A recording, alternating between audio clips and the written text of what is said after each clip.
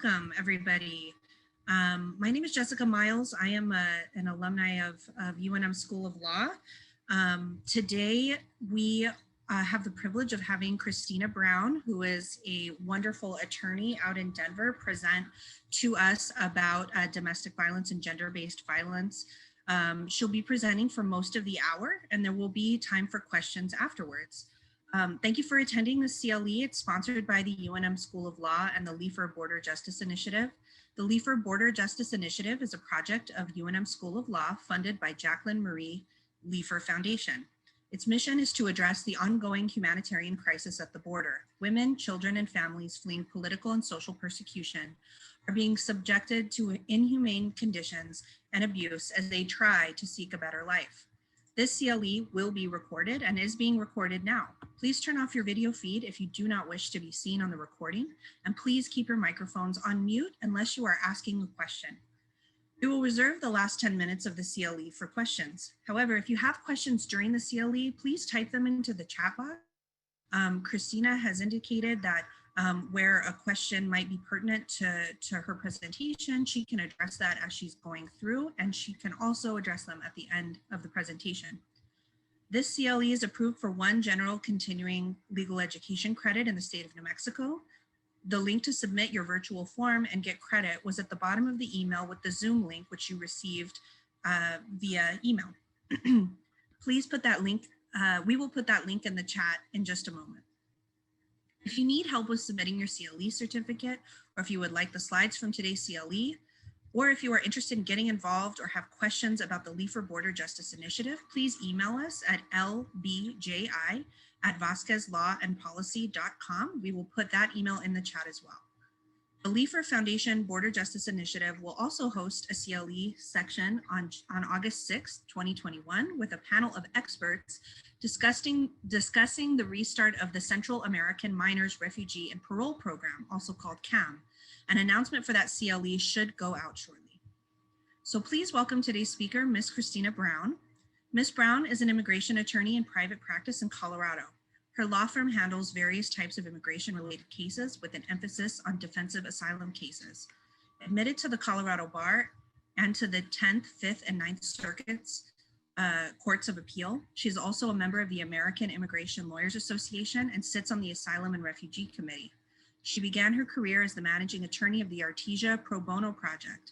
In 2019, she started the Colorado Asylum Center, a 501c3, which probably always needs donations, guys, which is designated to assist individuals and family units seeking asylum through education, I-589 workshops, pro se appellate workshops, and direct representation on appeal. She's received numerous local and national awards and recognition for her outstanding work in this area. And I'll also say that Christina did, her bio kind of mentions her work at the Artesia Pro Bono Project. That was a family detention project, and she spearheaded like hundreds of pro bono attorneys from all over the United States to provide legal representation to every single family that was detained in Artesia, New Mexico. And she is considered a hero of many of us in this asylum field. We are so incredibly pleased to have her as she tells us a little bit more about developments in DV and gender-based violence asylum law. So with that, I'll turn it over to Christina.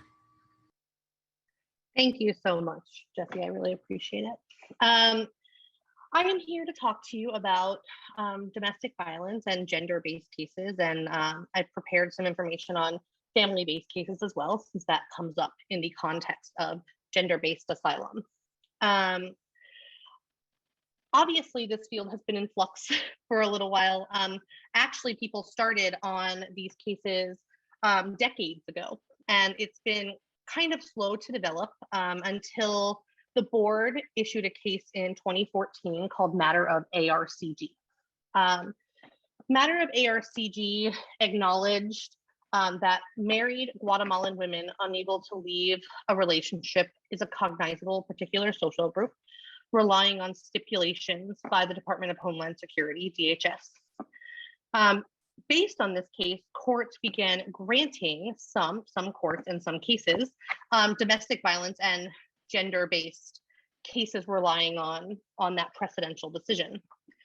actually in Artesia was when I was in Artesia when this case came down, and prior to the issuance of ARCG, judges were just flat out denying across the board gender and domestic violence based cases, asylum cases. And once this case came down, it was incredible because we suddenly started getting some grants here after the board acknowledged that domestic violence could actually form the basis of such a case.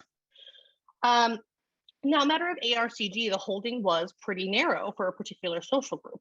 Guatemalan women unable to leave a relationship, a marital relationship, as a particular social group. However, once that social group was acknowledged, people started to expand upon that social group. And so the expansion included women viewed as property plus nationality. It included just nationality and gender. So for example, Guatemalan women.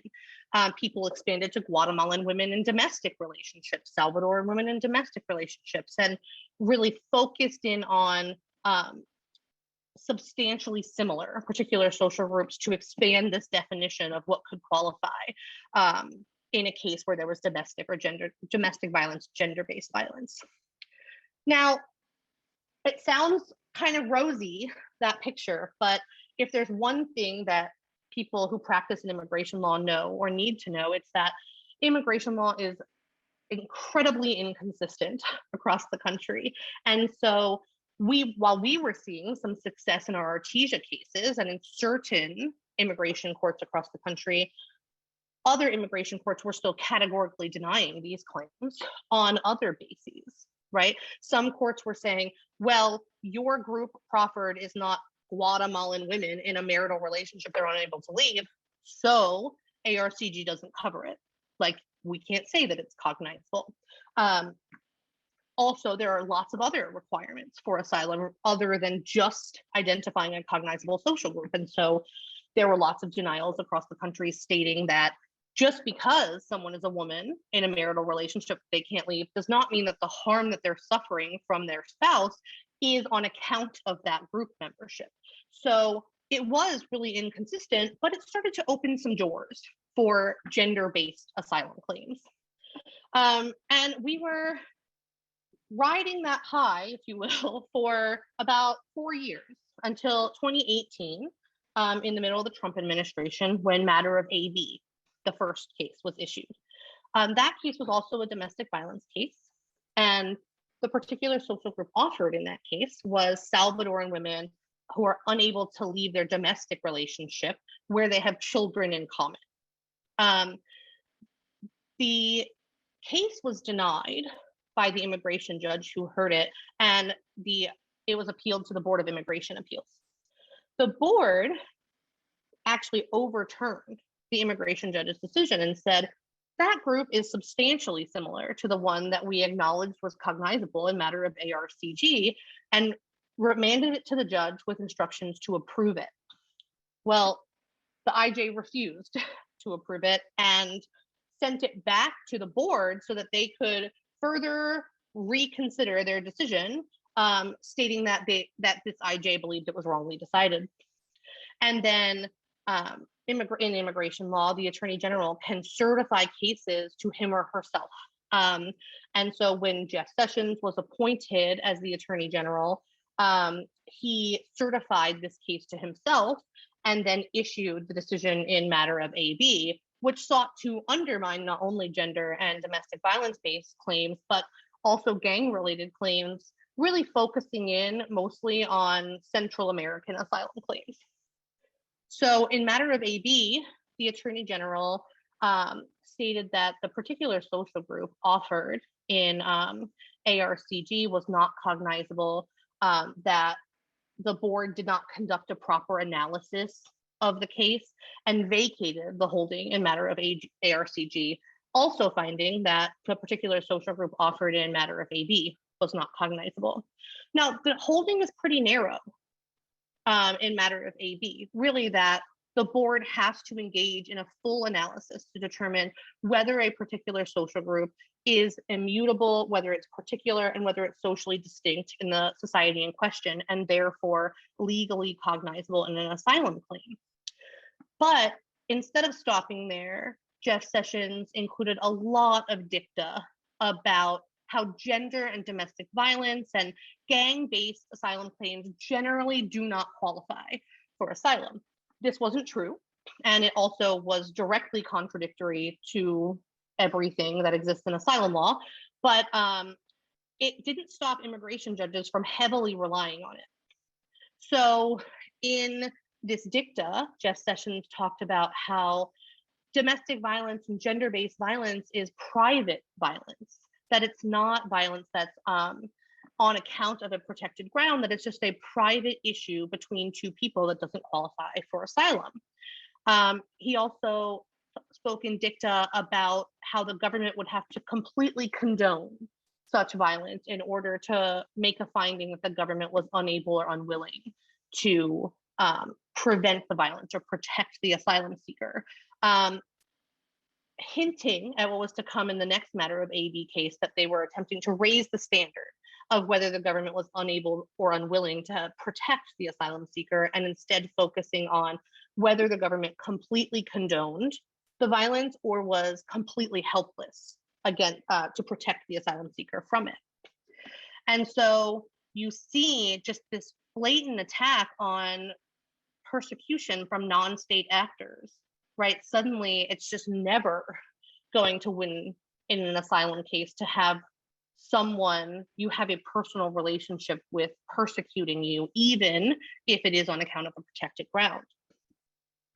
And if that wasn't enough, they actually issued another case in AB, matter of AB2, which attempted to clarify the issues that they raised in the first case, stating that condemnation and complete helplessness is the same as unable and unwilling. Literally, those words mean the same thing, even though as lawyers and law students, we know that they don't. They're very different. And the version that they were highlighting in matter of AB was significantly, it was a significantly higher standard that they were trying to require people to meet across the country. They also claimed that they were just clarifying a test for nexus, stating that you must show a but-for cause for your persecution on account of your protected ground, and that your persecution was not tangential to any other reason other than the protected ground that you were offering. So this really attempted to prevent just about every Central American asylum seeker and every woman generally seeking asylum from qualifying for asylum. And it had been a fight the government had been fighting for quite a long time, and then really came to fruition under the Trump administration. In addition to matter of AB 1 and 2, the administration also simultaneously issued an attack on family-based asylum in matter of LEA and LEA 2.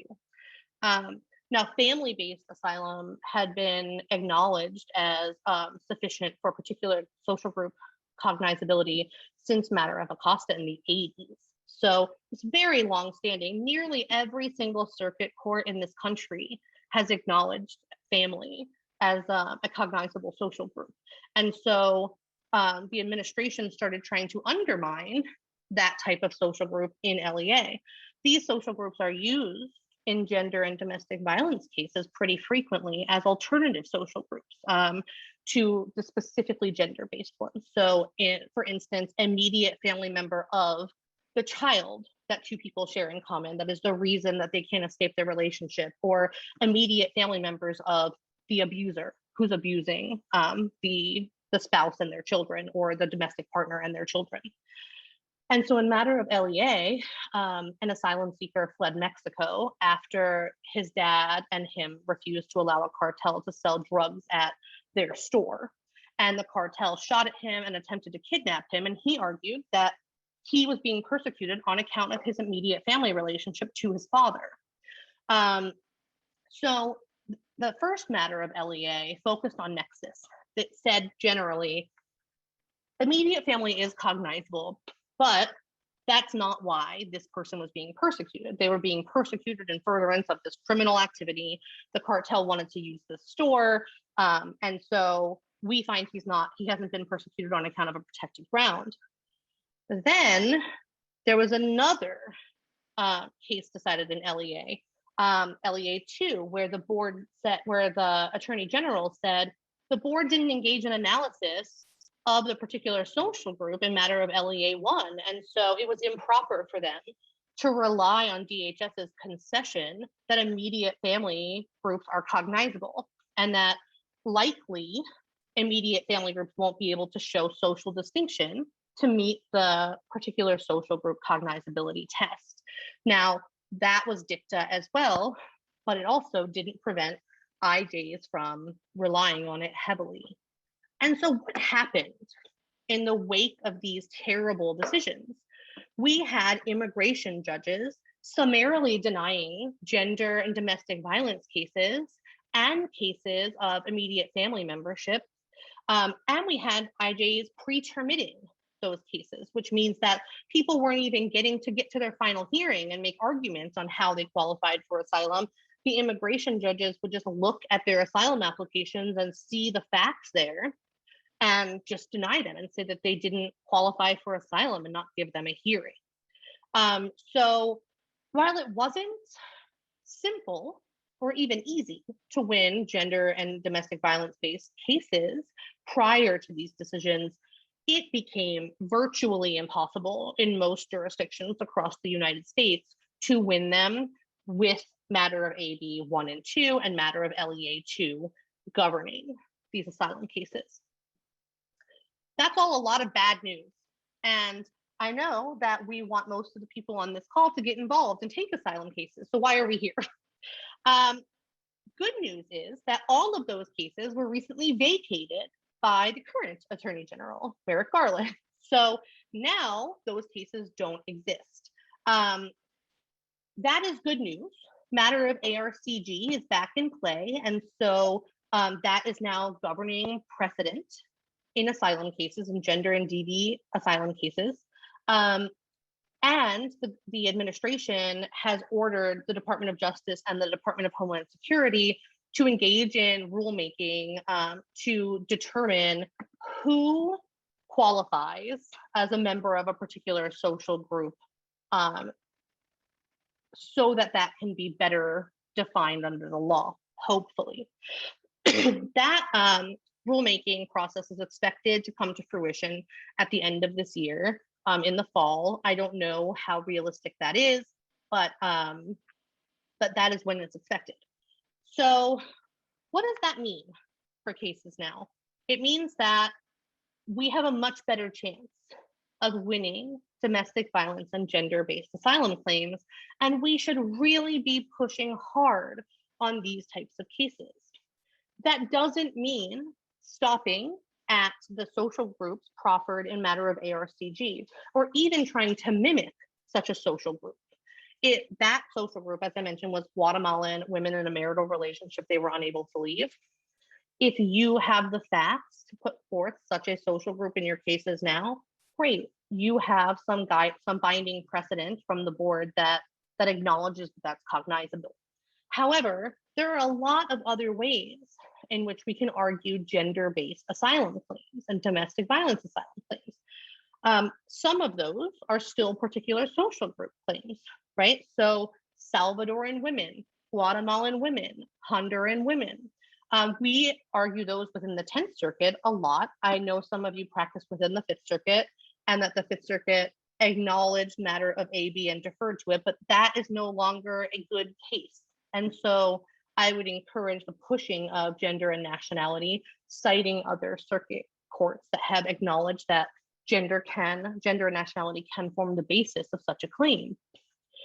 You also have gender and nationality plus something else, right? That's what we're talking about with Guatemalan women unable to leave a marital relationship. So you have your relationship status, your inability to leave, whether you share children with your abuser. You also have whether women are viewed as property in the country in question. My personal thought on this is that we should never do gender-based claims where we don't include gender and nationality as one of the social groups offered, because it's not true that it's too broad. we can meet particularity and immutability requirements with gender and nationality very easily. And social distinction is easily proven through country conditions in just about every country women are seeking asylum from. And so really it's a matter of building your record. But I encourage people to put forth that group as one of their groups, even if they want to include groups that have already been recognized, such as the one for matter of ARCG, if the facts permit. But you shouldn't bleed out other protected grounds. So we don't have to rely simply on particular social group membership to argue gender-based claims. We also can fall back on political opinion, which is really strong in a lot of these cases. Feminist political opinion is a political opinion. There are, as I mentioned, in numerous country conditions that show that women are treated differently. And generally, from my experience in representing thousands of asylum-seeking women in the United States fleeing Central America, almost all of them have some belief that women should be able to express themselves, have the same rights as men, go out and make a living, access education, be treated well by their partners, that they should have a right to determine whether they're going to carry their pregnancy to term. And so digging for this information from your clients on how they feel about that, and if they've expressed such an opinion, how their abuser has reacted to that, can be really good evidence that supports a feminist political opinion claim.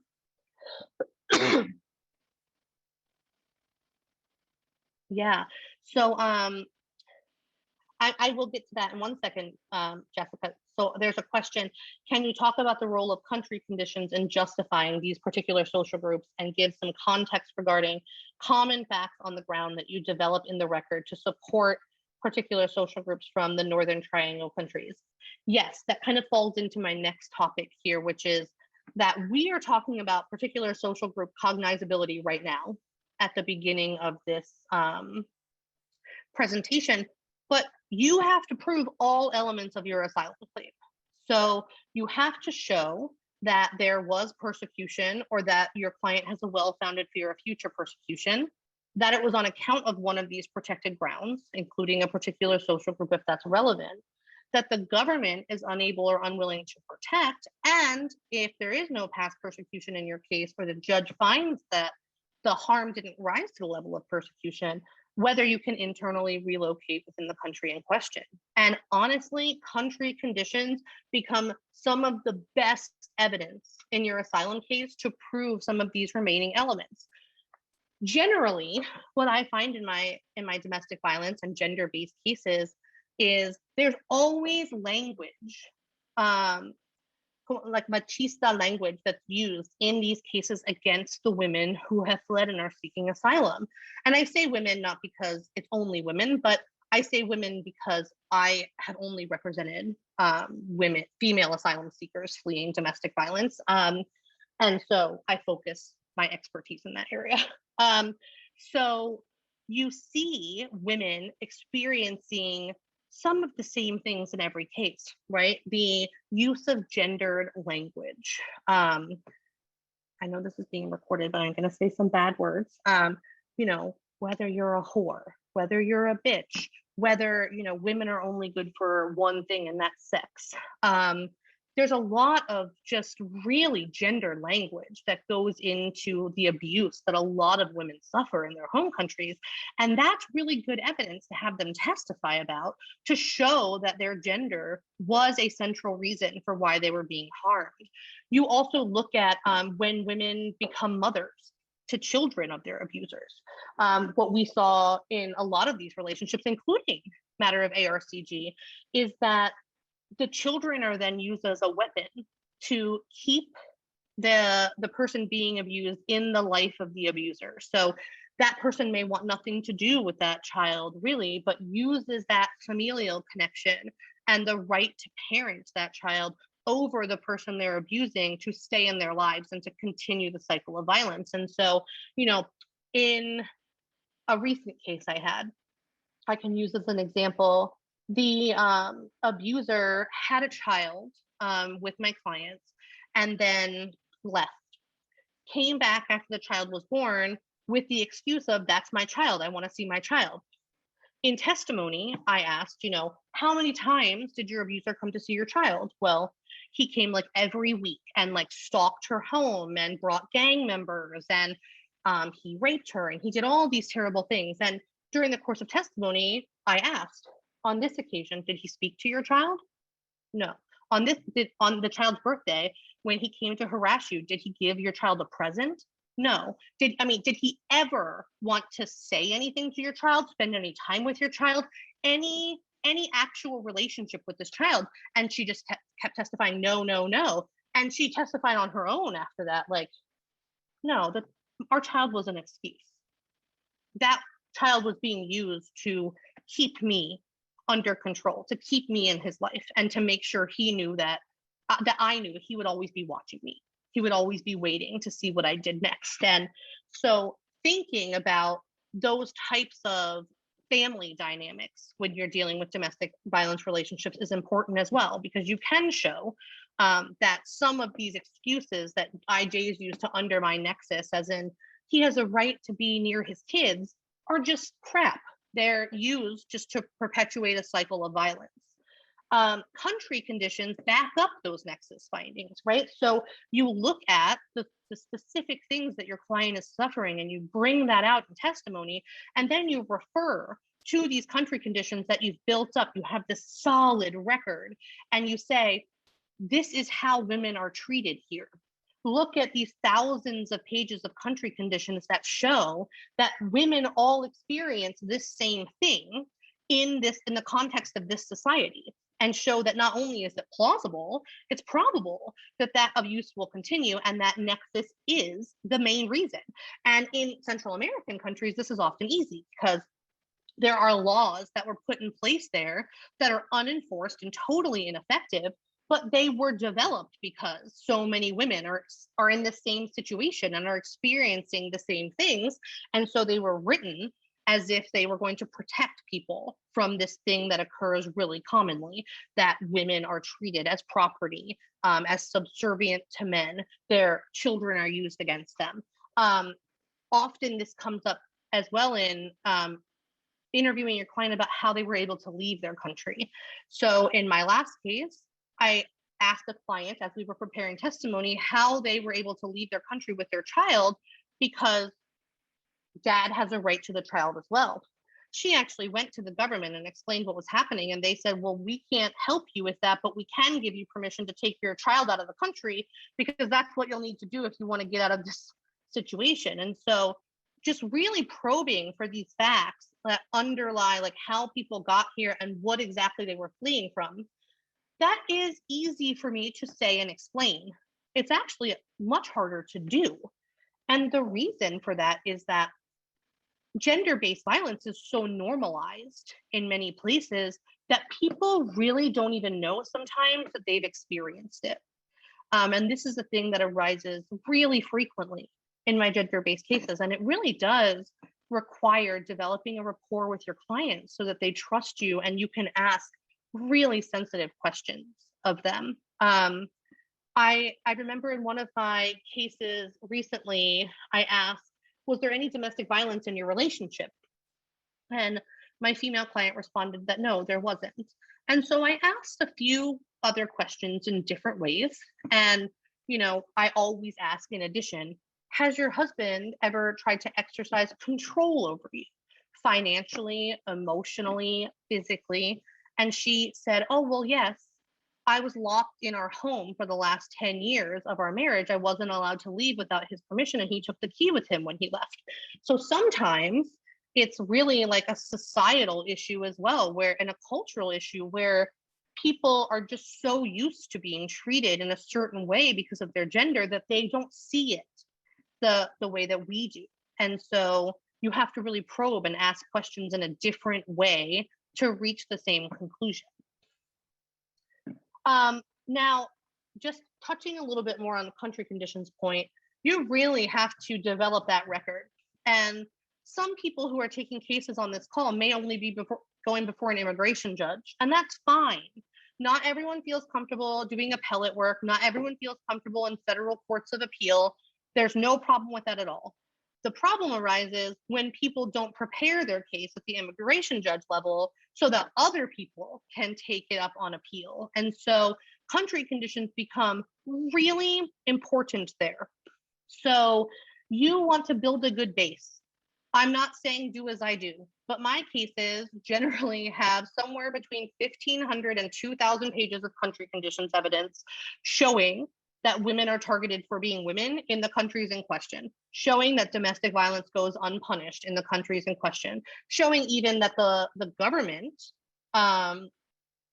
participates directly in the furtherance of this violence by either directly being physically violent with survivors who are reporting their abusers, or by ignoring them and sending them back to their abusers and saying that it's a family matter, or telling them that maybe they should just do what their abuser wants and then they'll be happy.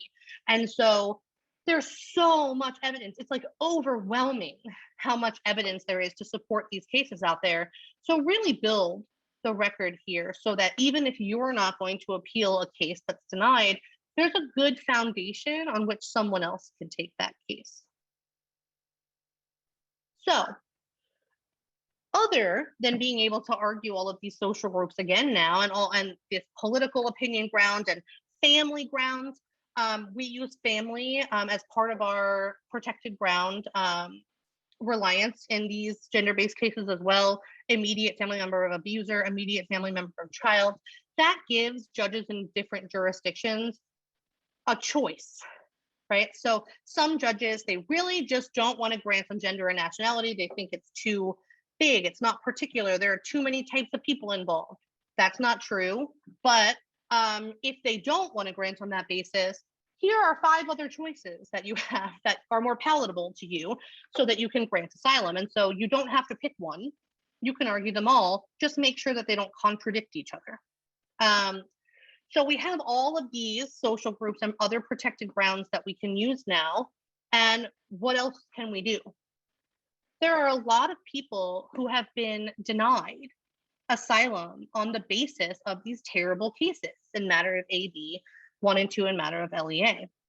And so those people will need to consider whether they can file a motion to reopen or a motion to reconsider in their cases before immigration judges or before the Board of Immigration Appeals in order to highlight this change in law that has impacted their eligibility for asylum.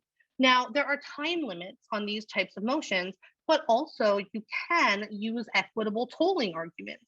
So, you have for a motion to reopen 90 days from the removal order, but the change in law just happened. And so you can use an equitable tolling argument to try to get the board or the immigration judge to allow the motion to reopen to be considered despite hitting a 90-day deadline already.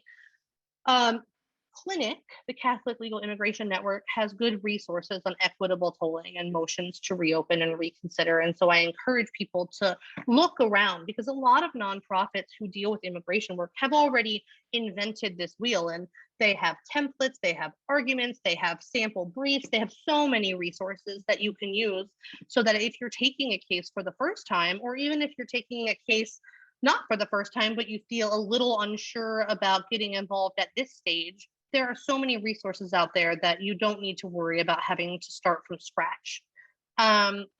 Also, there are a number of other ways that you can try to file motions to reopen for cases in this posture. ICE is supposed to be considering prosecutorial discretion in cases where the clients are not priorities for removal. And so you can consider asking ICE to join a motion to reopen as an act of prosecutorial discretion. And if ICE joins, then they're not subject to these time limits. And so that's a good way to get around time limits for motions to reopen. Also, the IJ and the BIA have sua sponte authority. And so you could ask for that in the alternative if you're making an equitable tolling argument. Say, well, the IJ and the board, they have this authority to just open it of their own accord and ask them to exercise that authority and do so. At the board or the federal court level, you can consider a motion to remand to the immigration judge. You can do that in a couple of ways. You can just file your motion and see if the board or the federal court agrees. I would start, and sometimes you have to start in federal court, by reaching out to opposing counsel, asking if they would agree to a remand. Actually, the Associate Attorney General sent a memo to the Office of Immigration Litigation, which handles cases at the federal courts of appeal, saying that they should be reviewing their cases and determining whether remand is appropriate. And so reaching out to them and having them consider joining a motion to remand is a good idea. If ICE has appealed a grant of asylum from an immigration judge, you can also consider asking for them to exercise prosecutorial discretion by withdrawing their appeal. And that way you can be out of the appellate process with a final grant of asylum, and your client can move on with their life. Now, in federal court, we're kind of seeing it's jurisdictional whether people are agreeing to remand. I have heard rumor that in the Ninth Circuit, where we hear all sorts of nice rumors from, that there's a lot of talk of remand going on, and oil agreeing to remand in a lot of cases that relied on matter of AB and LEA. I practice in the 10th, which is not such a rosy, sunny place, and they have not agreed to a single remand in my cases yet, even where the IJs really relied on matter of AB in denying. Generally, what I have experienced so far in this circuit is that if it wasn't a summary denial for like under matter of AB or LEA, oil won't consider remanding it, and they'll just have us continue arguing on any of the other grounds that the IJ relied on. So once again, inconsistency is the name of the game in immigration law, but there are lots of places where this has become a very positive development, and it means that a lot of people can go back before immigration judges and have their cases reheard without these terrible laws as precedent. So I guess I'm going to open it up to questions. So if you have questions, feel free to type them in the chat. And as I wait for questions, I would just encourage people to get involved and take on these cases. I know that it seems really daunting, especially when you attend a CLE like this and we're talking about how hard it's been and how difficult the government is making it and how there are still all these steps to overcome. And it's true that an asylum case should not be taken lightly, but there are so many ways that you can get involved. And also, it's really meaningful work.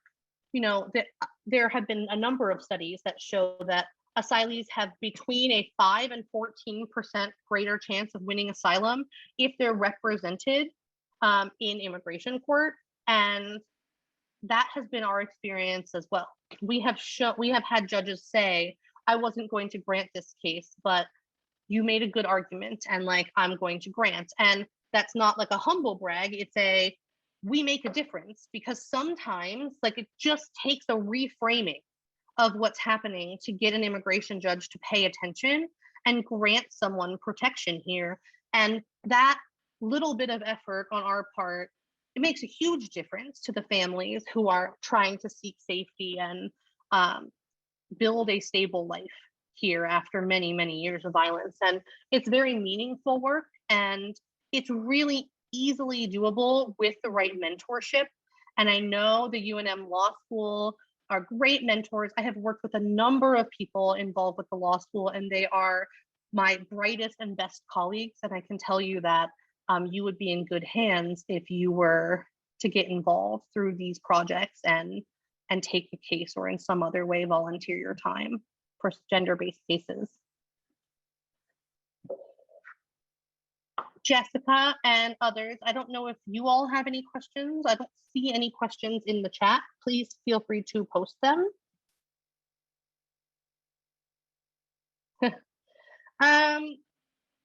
What are you expecting in terms of the new rulemaking that you discussed? I don't know. I mean, I'm not going to pretend I know everything. I know nothing. I have no idea what they are hoping to do. I am hopefully cautiously optimistic that we might see some good rulemaking around gender-based asylum claims. I think that with the vacatures of matter in AB and matter of LEA 2, I became more cautiously optimistic about the fact that this might change for the better. Part of what the Attorney General said in his vacatur of these decisions is that they seem to have created a presumption that certain types of cases didn't qualify for asylum, such as gender and DV cases. And that language makes me hopeful that we'll get some acknowledgement from the government that that is a basis for asylum. And honestly, if that were to happen in rulemaking, I think it would put us on much more solid ground than this back and forth that we're doing within each political administration on precedential cases being issued and then vacated and then reissued. And it's like whiplash. And it really sucks for us as practitioners and volunteers, but it's so terrible for clients because they are just in this limbo forever, for many, many years, and they never know what's going to happen in their case. If you look at the Miss AB in matter of AB, she was denied asylum and then she was granted asylum. Happy day. But then the IJ was like, no, I'm not going to give you asylum. And then her case was like used to deny tons of women asylum. And then under a new administration, she was just granted asylum. Like, think about how terrifying and terrible that process is for, a person seeking protection. So I'd love to get something more formal and hopefully very positive in rulemaking that would make less whiplash for our clients. Does this program work with and guide non-immigration attorneys in asylum cases? Okay, so UNM, oh, go ahead, Jessica, please. Yeah. So I would also say currently we have a volunteer program that we're working to build capacity through the law school. But I'll also say that our coalition partners, we have wonderful coalition partners through the Santa Fe Dreamers, and then also EPIC, and down here in El Paso with Diocesan Migrant Refugee Services, Las Americas.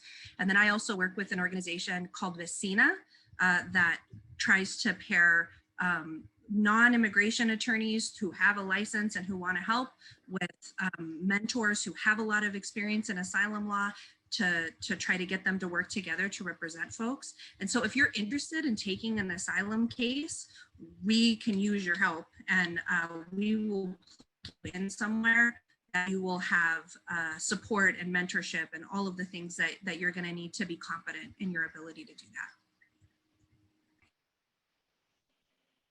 Perfect. Any other questions?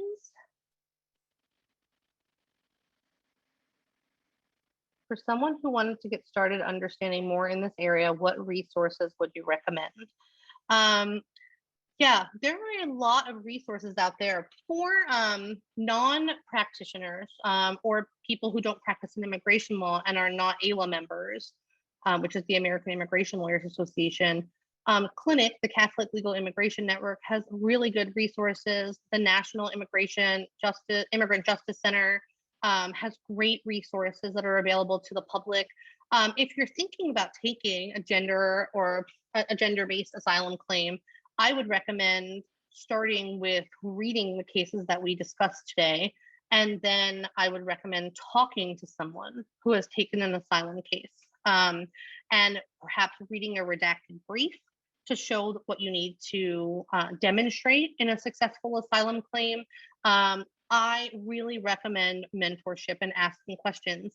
During the time of COVID, it's a little difficult to go watch someone in court arguing an asylum claim, but that is something I also suggest people who are new to this practice that they should do before they go in and take one on their own, or at least before they get to their individual hearing.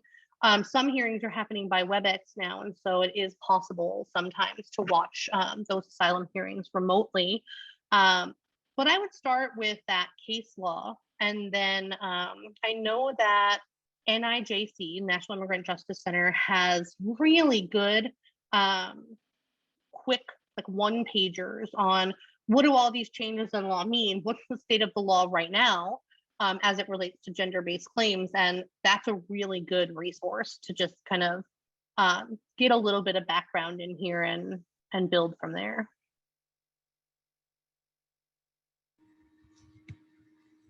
Can I add something, Christina? Do you mind? Of course, please.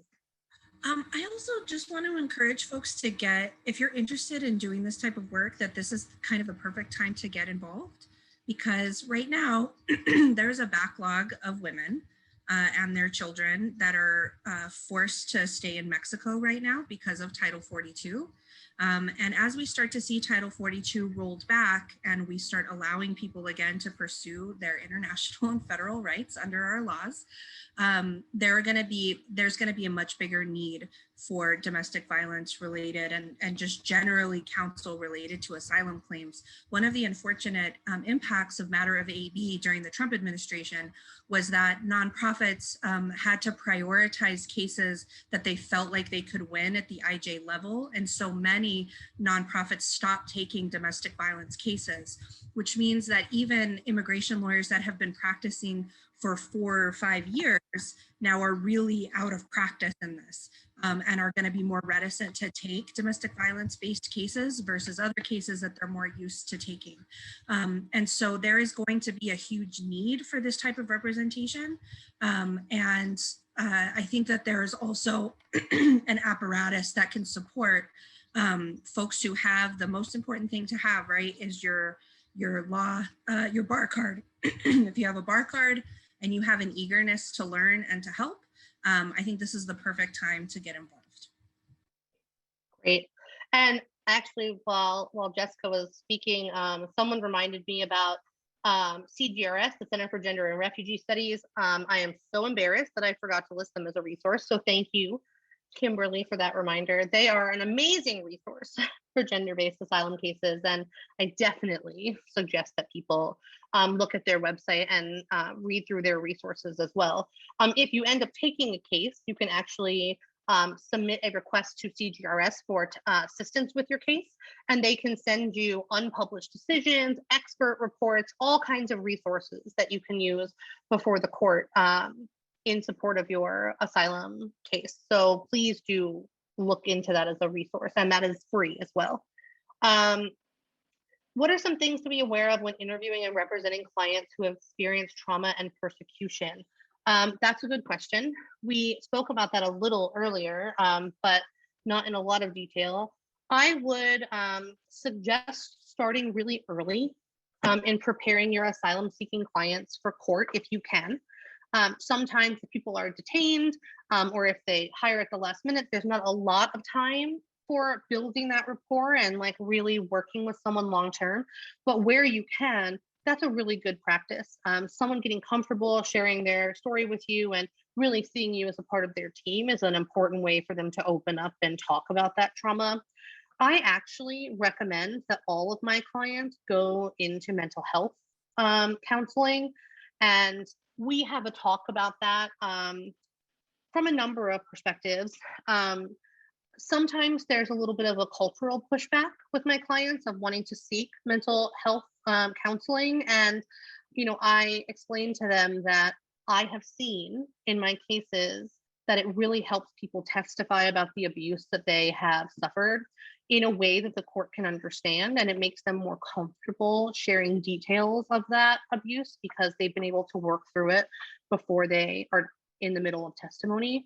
And that also having a mental health professional write a report for your case can be very helpful evidence. And so a lot of my clients seek counseling. It really is night and day when you have time to do that. I've had clients literally go into court, lie to the judge, like the first words that come out of their mouths, and we get a continuance and they go to counseling, and then they come back and they're like, now I understand what you were saying. Now I understand the argument. I understand that I shouldn't have been treated that way. I understand that like all of this was wrong and it wasn't my fault. And suddenly it's there's just like this confidence in telling their story that they didn't have before. And it's really hard to build that through such an unjust and terrible system. But sometimes people can do it if you have enough time to get them counseling.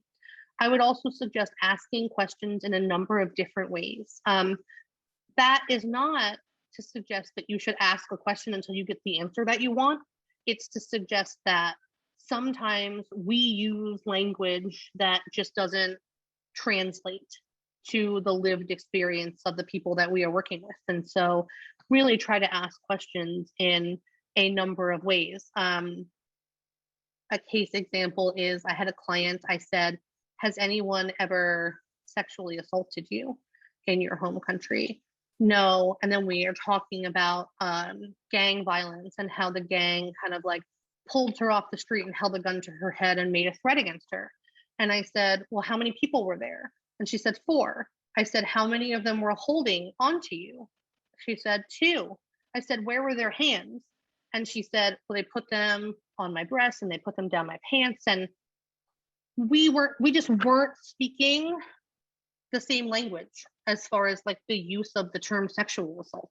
And so asking a lot of questions about the details of how things happened is how I generally kind of pull out more of the persecution and trauma.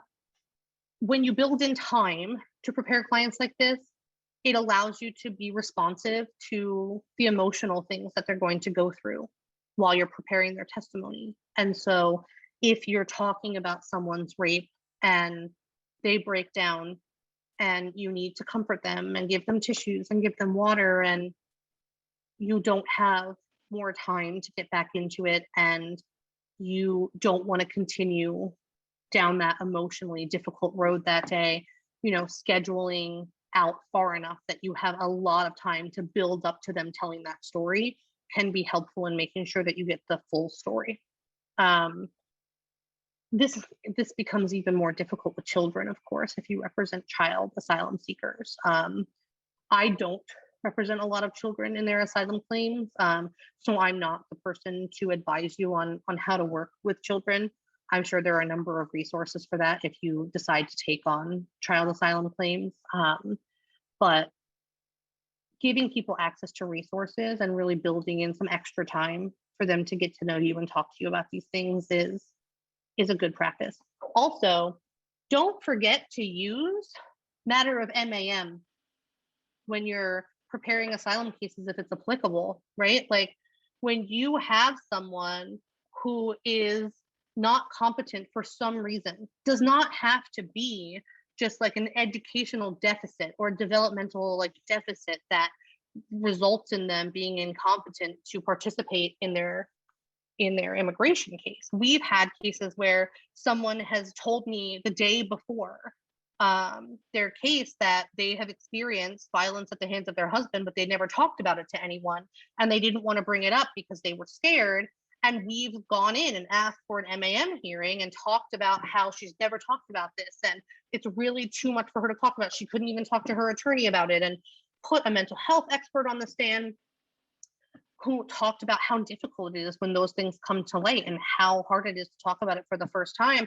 And we were able to get a 3-year continuance out of that so that she could prepare and go to therapy and get ready to testify about this thing she had never spoken about. So I would recommend reading matter of MAM from the board and using that for people who are suffering from PTSD, depression, anxiety, and really using it as a tool in your arsenal. Carol, in our legal briefs, do we insert a paragraph with summary timeline from that AB3 takes us back to ARCG? No, I wouldn't. That's not good law anymore. If you feel like, if you're like responding to a government brief that was done before the vacatur of AB 1 and 2 and LEA 2, you could just put a footnote in saying these were vacated by the Attorney General's decision in matter of AB 3 and matter of LEA 3. But I don't think you need to go through the timeline of that unless it's important to your case that they know it was decided under those cases and now those cases aren't relevant anymore.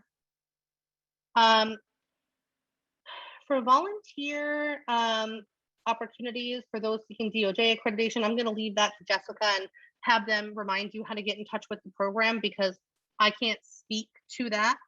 through UNM specifically. And then we have a question, what has been your experience in using experts to support gender-based political opinion asylum claims? How necessary are they? Do you have a list of expert declarations that support the country conditions assessments you mentioned? I rarely ever use experts. In fact, I try not to unless they are really necessary in a case. And the reason for that is the country conditions are so voluminous in support of these cases that you don't really need an expert. They're not going to add much unless there's something really unique in your case, in like a gender and DD case, or even a political opinion case, unless it's from a place that your immigration judges won't be as familiar with.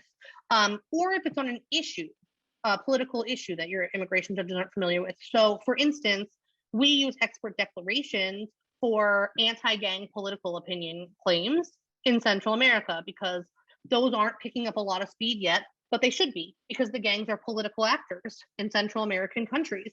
Same goes for cartels in Mexico. We use experts for like deportee-based social groups to Mexico, for instance, because there are a lot more country conditions now to show that those groups are cognizable, and we need to build the record before these immigration judges so that they will actually consider those cases. But for gender and family and like straightforward political opinion cases, I don't use experts. They are cost prohibitive for my clients. I think that my theory of these asylum cases is that the less people who are subjected to cross-examination, the better. That tends to be my experience in court as well. And so if I don't have to put someone up there, I don't. But if you do want to, CGRS, the Center for Gender and Refugee Studies, does have quite a few experts that they have declarations for. And when you ask them for case assistance, they will email you those declarations, and then you can reach out to those experts and see if they're willing to help in your case. And so when I do use experts, I generally use the ones whose affidavits are with CGRS because they are reliable and they are very intelligent and they have a ton of experience arguing in gender-based asylum claims. Any other questions in the last minute? I got a question. It might take a little bit more than a minute if you don't mind. So I work with the Federal Public Defender's Office here in Las Cruces, and I have a client who's in detention for reentry after deportation. He came from Honduras, the Mara were extorting him and threatening him, etc. His wife asked me today what the general state of the border is like. She wanted to come here and she wanted to ask for asylum with her 7-year-old daughter. She didn't know if she could come turn herself in at the border, if they would even accept her to file an asylum claim, if they'd send her back under Title 42. Is it up to the discretion of the officer, essentially? I mean, what's the general dynamic there? And then if she did get taken into detention to go ahead and file her claim, she would be ineligible to post bond and stay with family member in the meantime, correct? So that's a very specific question. So I'm going to make it a little more general so that it will apply to other people who may know people in this situation. There is some discretion at the border. Right now, Title 42 is a general shutdown of the border, and we are seeing a ton of people denied access to the asylum system in the United States. I'd say that's a general rule, right? So when people are asking me, should family members come present themselves at the border, my response is, I would caution you that if they approach the border, if they leave your country and make this trip to the border, they will most likely be turned away because that's a very real situation that people need to understand when they're thinking about taking this journey. On the other hand, it is perfectly lawful to present yourself and ask for asylum. And so if people want to do that, they should. They likely will not be processed for asylum. They could, however, meet an exception under Title 42 if they affirmatively state that they are afraid of being tortured in the country they are fleeing, and that the officer won't ask that. So if they are going to approach the border, I would have prepped them about whether they fear torture in their country, who's going to torture them. They're going to have some interview for, maybe if the rules are followed, which they often are not at the border, some interview about the likelihood that they'll be tortured. And is not really a legal standard that governs those interviews right now. So it's whether the officer reasonably believes that they'll be subjected to torture, which, I mean, imagine that probably depends entirely on the officer who they speak to, if they speak to one at all. And if that officer does believe they'll be subjected to torture, that has to be approved by a supervisor too. So it's a very uphill battle to enter the United States right now. We could get into a whole discussion about how illegal it is and how it's terrible and doesn't comply with international or domestic law, but we don't have time for that. So I would just talk to them about all of the possibilities about what will happen so that they can make an informed decision. As far as whether they will be detained when they enter or not, that's discretionary, really. Like, technically they could be, but I've seen lots of people recently who have come in, just been released on orders of supervision to await like fear interviews. And so my response about what's happening at the border is like, who knows? It depends on what city you're going to, the officer you're talking to, what your request is. Like, there's just no way to tell you what will definitively happen at the border right now. So I think the most you can do is just explain what's likely to happen and what all the possibilities are, and then have people make their own decisions. Excellent. Thank you very much. Yep. All right. I think we are out of time.